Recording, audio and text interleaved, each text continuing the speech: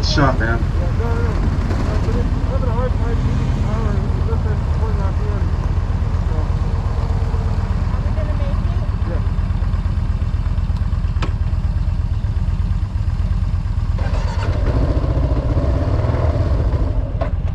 So, yeah, this was a tough ride.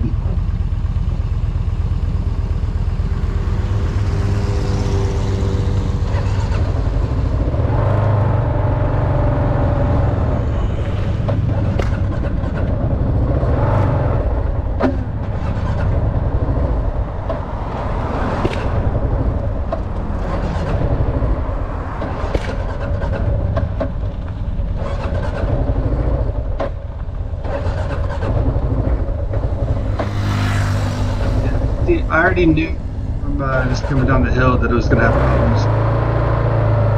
It's really bad here, though. Couldn't let the RPMs fall down below like 3,000 RPM or it would just die.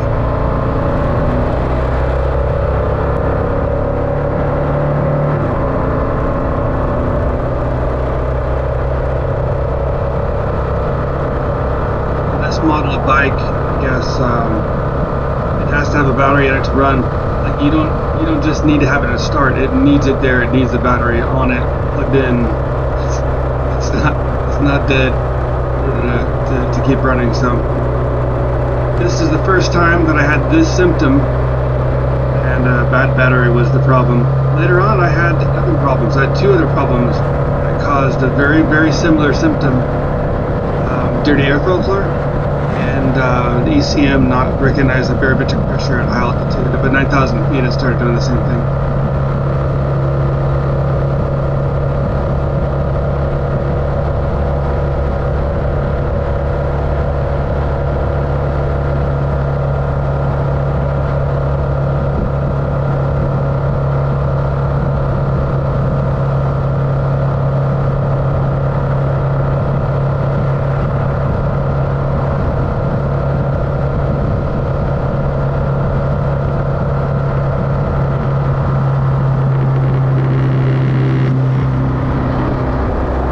This is like 2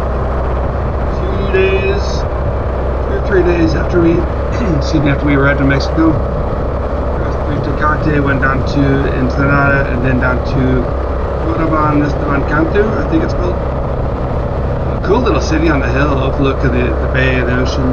Kind of neat. Roads going up, but were pretty brutal though. Big ruts and just dirt and gravel and loose and not bad on a dual sport on my adventure bike, but enjoys Yamaha on a cruiser. It is pretty tough to get up that. She did a really good job though. So we were there for a couple days and then did go to Ensenada. We were going up to Ensenada to try to get our TIP papers for bikes. We decided we definitely need that because we're going south into Mexico, right? And I found an office in Ensenada that I thought would do it. Turns out they won't. You have to actually be at a border town to get the TIP paperwork done. But I did get to stop at an Autozone. We got a new battery for the bike, so that was good. This is also very, very early on for me after getting my bike. I got my license in, let's see, 2 months before this, something like that. I just bought the bike. I'm riding a KLR 650 2022, and Joy has I keep forgetting the year, I think 2017 Yamaha E-Star.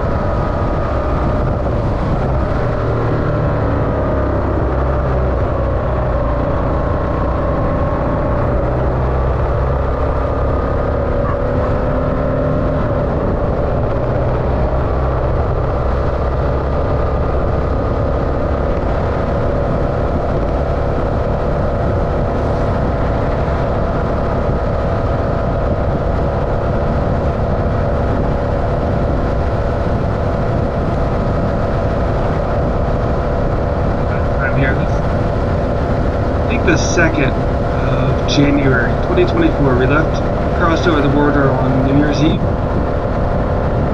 It's pretty cool. The place we stayed in, I forgot it already. Esteban, Cantú, something. One of the neighbors had a party. It was pretty cool. They had mariachi and singing karaoke and stuff. It was pretty cool.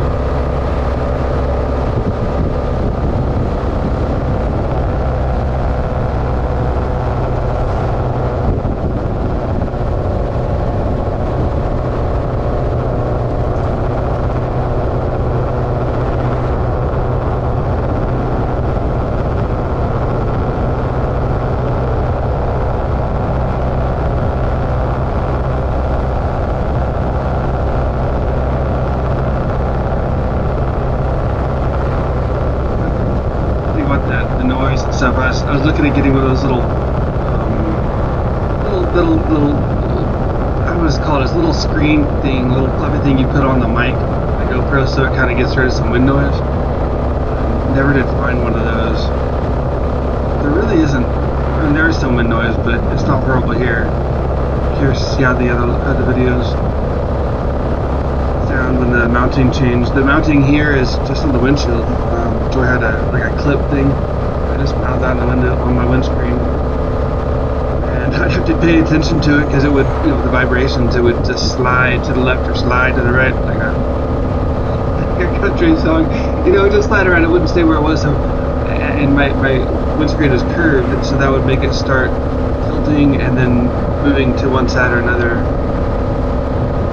So it was kind of annoying. You'll see a bunch of changes later on.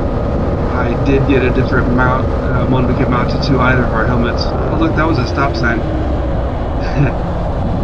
Yeah, it's weird that the stops, obviously traffic is very different. We're learning how to ride here. We're learning about, a lot of cars drive on the shoulder to let you pass.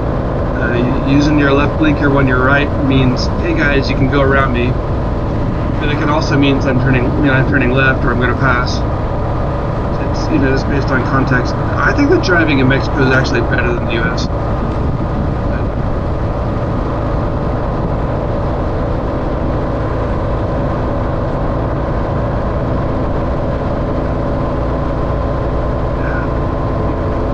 I don't know. I just think everyone's got a cell phone, and then so many people just texting or talking on the phone. They're distracted. I'm not going to say that doesn't happen in Mexico too. Of course it does, but I don't know, it just seems like they're just driving safe, they're just doing their thing. If you roll up on a stop sign and it's obvious that everything is clear, why are you going to stop? Just treat it like a yield. You're cruising along and the speed limit's 60 and the driving conditions are safe, why are you going to go 60? Go 70, go 75, whatever's safe, but still, that'd be stupid. There are definitely some speed demons that are like, what the hell, dude? But yeah, it does get kind of fun though when you're on a 2-lane highway with shoulders, passing a semi-truck who's half in the shoulder, and you're going around him. Well, there's another dude, another semi-truck coming the opposite way, so you got like 4 lanes of traffic on a 2-lane road. It's kind of fun. Yeah, back to the point though, I think people are just generally more aware as they're driving. It seems kind of chaotic because you're not used to it, right? But once you get used to driving in it and the rules and how people drive, it's more, you got to be aware, you got to be awake, you got to pay attention to do it, and then it just moves better. And that's generally true. When you get into the bigger cities, there's just more traffic, and I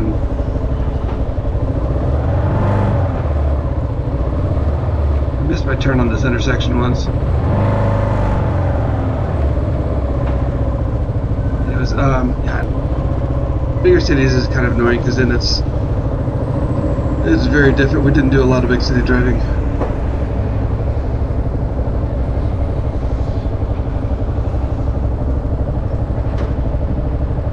Oh yeah, this is where I missed my turn. I don't remember getting gas then. Yeah, I was on the right turn lane instead of line of cars that needed to turn left. And you'll notice that this is a little bit different on with the battery. Since I was riding for a while at high RPMs at freeway speeds, it charged up the battery a little bit, so it's able to idle for a little while. But once we get into the stop and go stuff, it goes to shit again.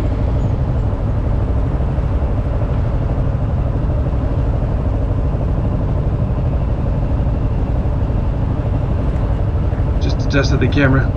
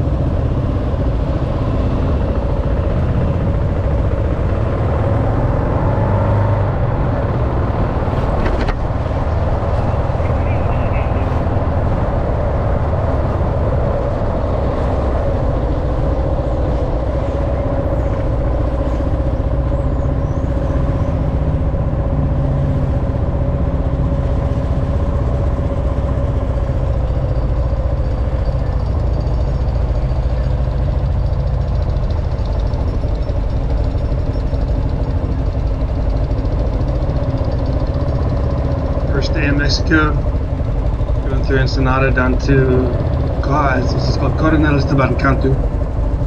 And then there went to Ensenada, and I rolled right over an open manhole cover, or open manhole without a cover, and open. It was, I'm still, I took safety classes. I did some practices. I did a little bit of practices on the training bikes, but not so much on this bike. I'm coming up. I was a little bit too close to the car ahead of me, so I didn't have enough, warning of what was coming at me.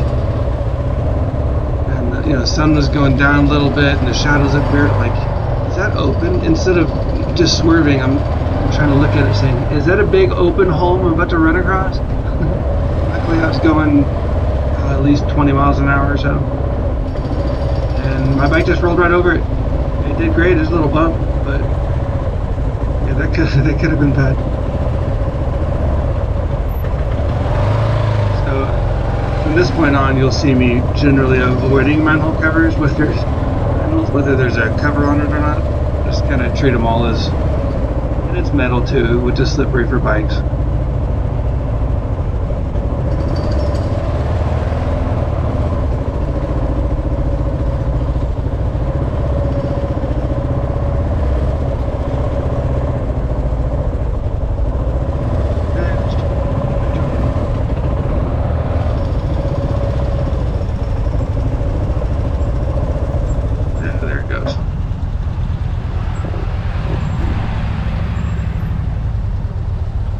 Somewhere's around here, if we haven't passed it yet. I saw an Autozone. I'm like, oh man, maybe we should just go in there and just get the stupid battery done.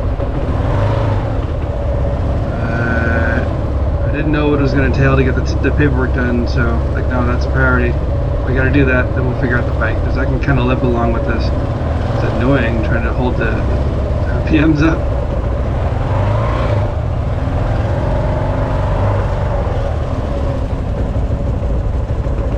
Get a little counter going for how many stop signs I just blew through.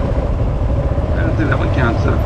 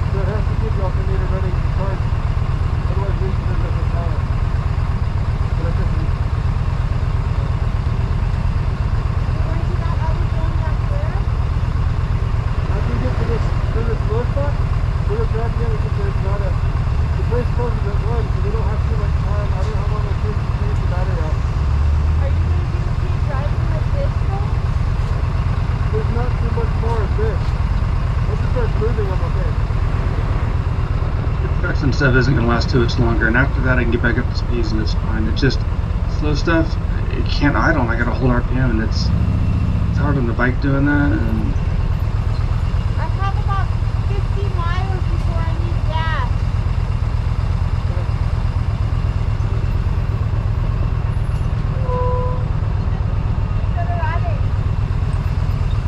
Oh, yeah. This is just the Ensenada.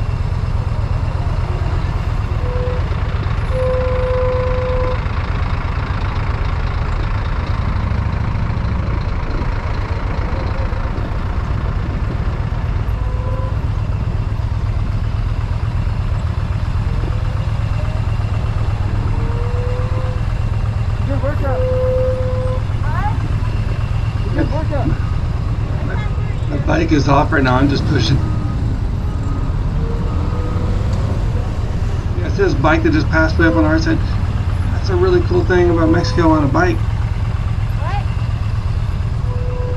Bikes just ride on the shoulders, man. If you just want to get around shit, just, be stupid about it. Don't be, running people over, cutting people off. But the bike is small, you can kind of get around things, and it's acceptable. After you get comfortable doing it, I did it right in front of police cars. Well, okay, behind police cars, it wouldn't go in front of them.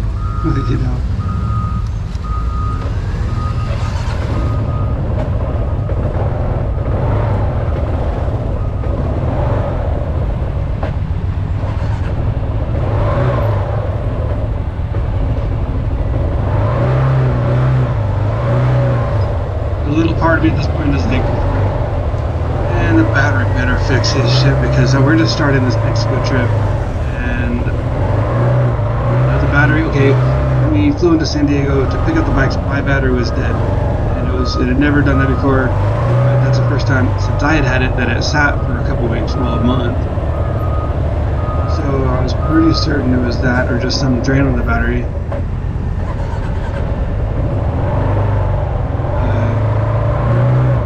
Didn't fix it, then I'm like, I don't know a lot about bikes. I'm a really good troubleshooter, but it's a new area for me and in a new, foreign country. So I'm like, you know what? Shouldn't worry about things if it's not like there's not impending doom. There's nothing you can do about it. So right now I'm like, okay, there's nothing I can do about it. There's no immediate danger right now, so don't worry about it. Just deal with it. Ensenada, get the paperwork taken care of, and then go get a new battery, and then see what's what.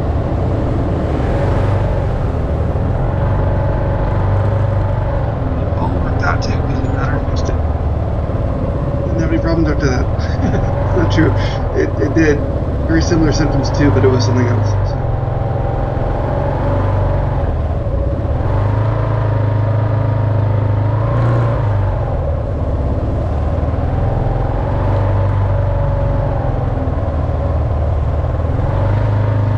Since I made that comment about the going by police, I'm thinking about it now.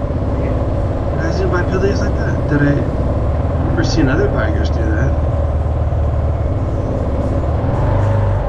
Just like, riding on the shoulder was fine. I do remember one time, I can't remember where it was. It was some area where there's a bunch of traffic like this, and it was all merging down from 3 down into 1 lane. Off-road, off into the dirt and stuff, and around these corners. I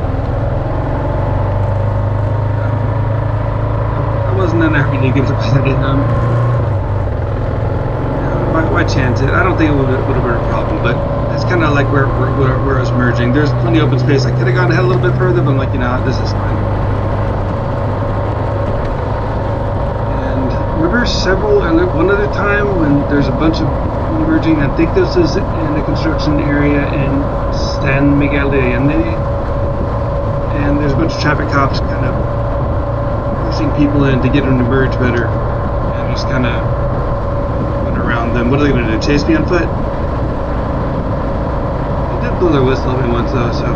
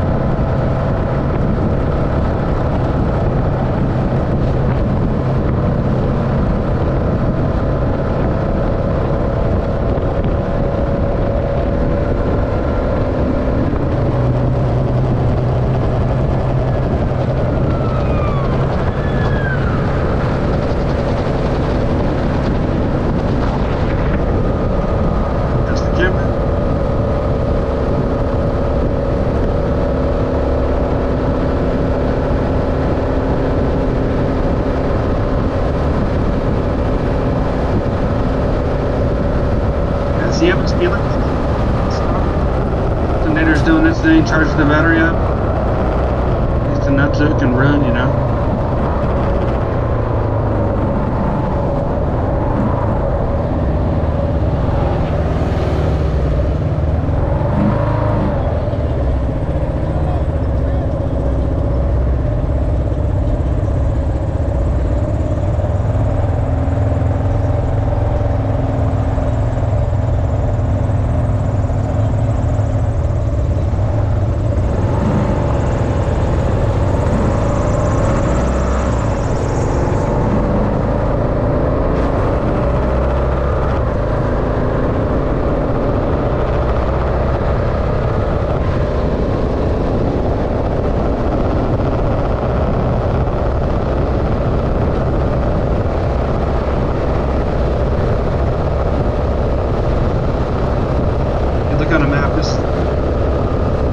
South stretch of road between Coronel, Esteban, Cantú, and Ensenada.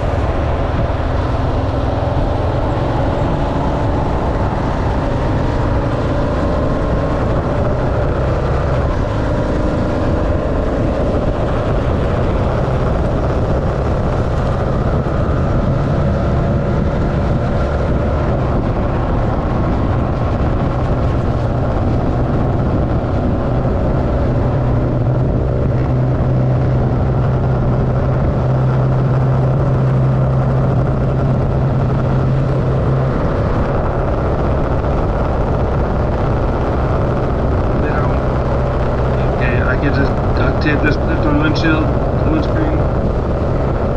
We spent $60 on the mount and a couple of new batteries. I spent the bucks.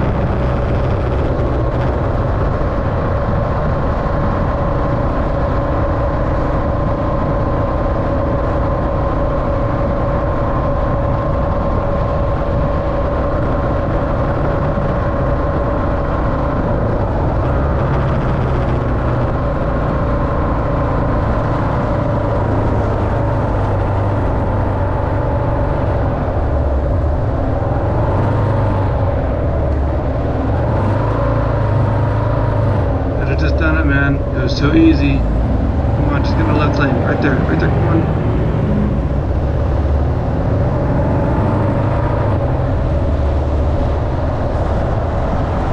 It actually wasn't too bad from this point on because it wasn't, I don't think there was any more construction or very little. I think when we got into Ensenada, I might have done it a little bit, but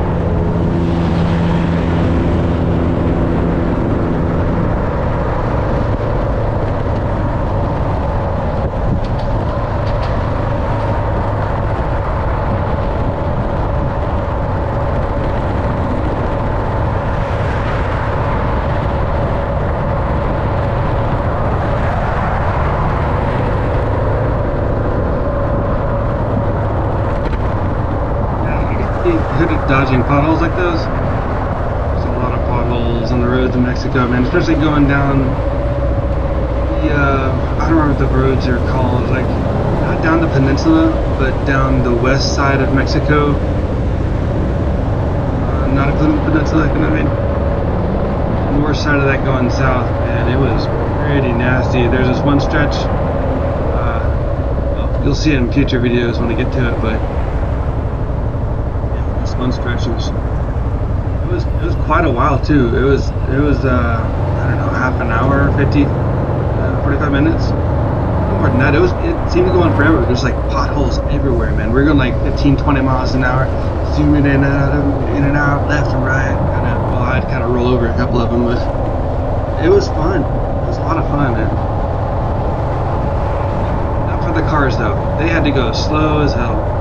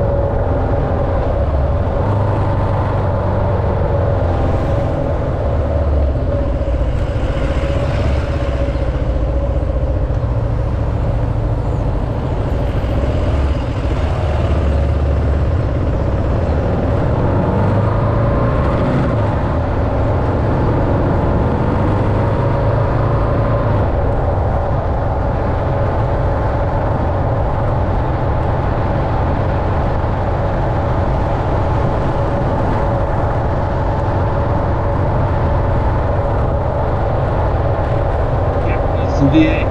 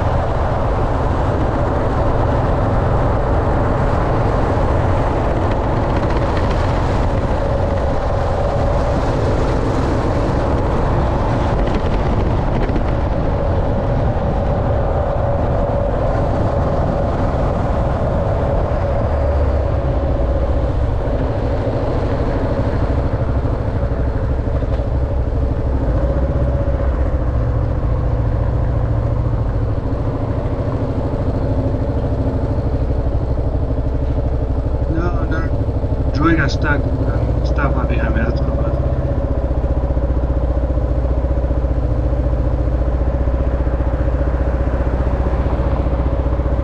That happened several times. I don't have Bluetooth in my helmet, so if I'm following GPS instructions, I gotta look at it and pay attention to the screen. If a turn comes up, it's easy to miss it if I'm not paying attention to the directions.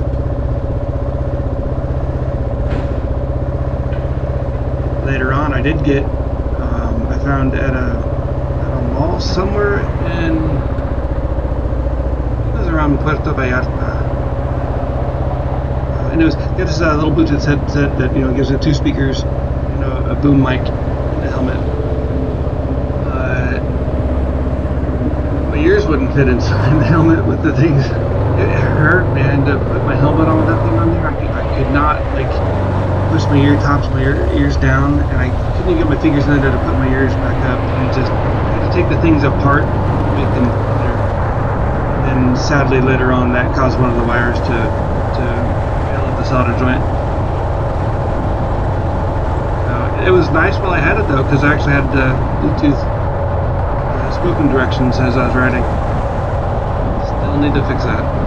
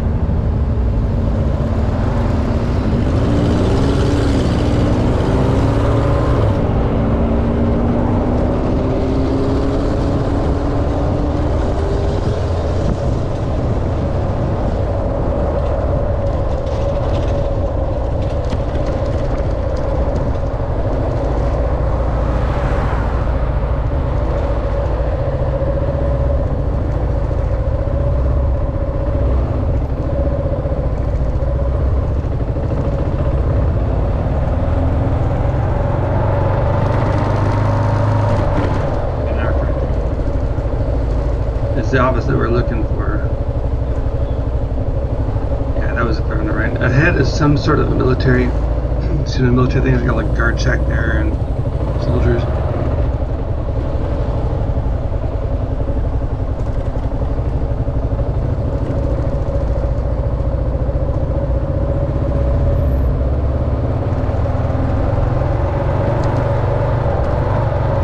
No. Here it's coming up on the right. I still missed it though. Okay, yeah, here we go.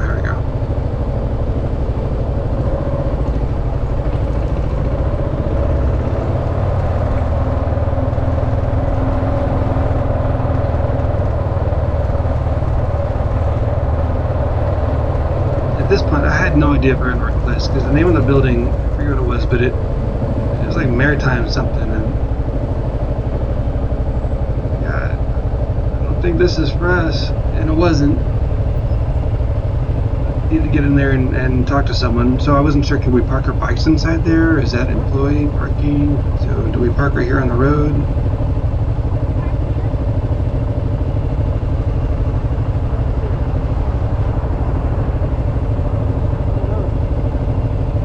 Ended up going inside, and there's a lady in there in a uniform. And she said, yeah, we can just park right by the gate, just on the inside, so it worked out. Got inside, and they're like, no, we can't help you. You got to go to one of the border crossings, to the Banjercito, if I'm pronouncing that right, to do the TIP paperwork. And that is, for anyone who doesn't know what that is, if you bring a vehicle, motorcycle, car, truck, camper, van, whatever, if you bring any of that into Mexico, you have to pay a vehicle importation fee, which is at this moment $400 US. That's a deposit. You get it back later. There's also like a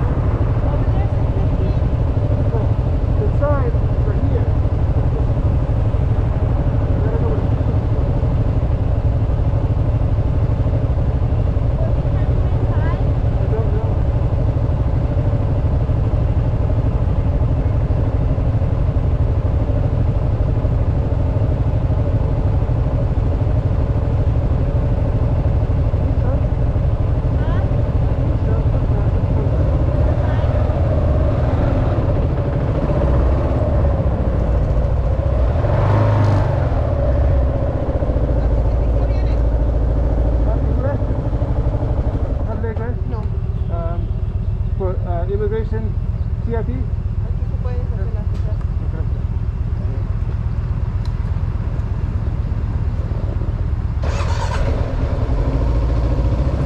and the TIP, you got to pay for that $400 vehicle importation fee, plus I think it was like $60 just for the paperwork to be done. And also had to get our FMM, which is it's a Spanish abbreviation. Basically, it's not a tourist visa; it's a tourist pass, and that's good for up to 6 months. We got it for 6 months. That and a TIP for six months. But again, had to do it at the crossing site. And then we came back to the U.S. We had to go through another guard check, which I'll show in a later video, and get that canceled. And then since I paid for it with credit card, they just sent it back to the credit card and I got it back. The reason I got a little bit more back, I guess it was because the conversion rate. I paid $400, I ended up getting like 412 back. So.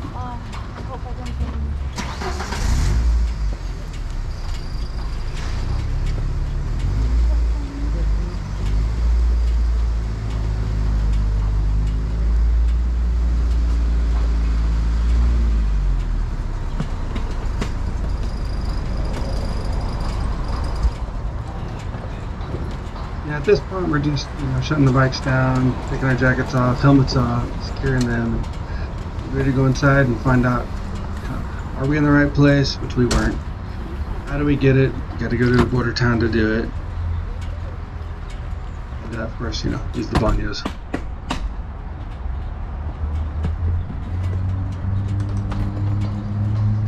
So yeah, that's pretty much it for this video. That was our ride from Coronel Esteban Cantú all the way to Ensenada to the SAM office that we thought was for TIP. That there's a Banjercito in there, but it was not for what we needed. So yeah, we went in there, got the information we needed, and then headed back out. And after that, I don't know if I got video footage of it, but on this day going back down, I got a flat tire on my bike. Ooh, wait, no, that's not true. That was on a future day. Joy picked up a nail on her tire when we went to AutoZone, which is what we did after this. Replaced my battery and patched her tire after getting a patch kit. Yeah, it was a good day.